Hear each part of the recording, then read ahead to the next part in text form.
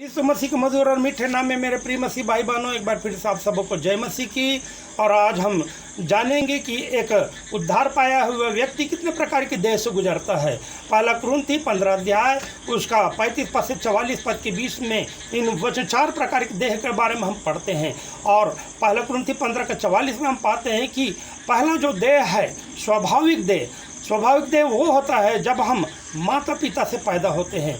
और इसी के 44 के में हम पाते हैं कि आत्मिक देह के बारे में हम वर्णन पाते हैं। आत्मिक देह वो होता है जब हम नई सृष्टि बन जाते हैं, जब हमारा उद्धार हो जाता है और जब हमारा आत्मिक छुटकारा हो जाता है और जिसमें पवित्र आत्मा वास करता है। और तीसरी बातें हैं या तीसरा देह है वो पार्थिव देह है।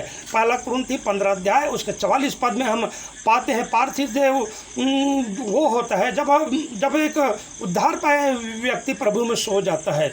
और चौथा जो देह है स्वर्गीय देह, पहला कुरिन्थी 15 के 40 में हम पाते हैं स्वर्गीय देह वो होता है जब मनुष्य पार्थिव देह को प्राप्त करता है तब उस मनुष्य का आत्मा निकल के जब परमेश्वर पिता के पास जाता है तो परमेश्वर पिता वो उसकी आत्मा को स्वर्गीय देह में डाल देता है। और यही इसी स्वर्गीय देह को जब हम प्राप्त करेंगे स्वर्ग में जाकर और उसी स्वर्गीय देह में रहकर हम प्रभु की वहाँ आराधना करेंगे और एक दूसरे से मिलेंगे, एक दूसरे को हम पहचानेंगे। और पहला कुरिन्थी 15 अध्याय उसके 40 पद में स्वर्गीय देह के बारे में एक कुछ बातें लिखी हुई है। ऐसा लिखा है कि परंतु स्वर्गीय देहों का तेज और है, अर्थात वो एक तेजोमय देह अलग ही प्रकार का देह होगा, एक अलग ही तेजोमय देह होगा।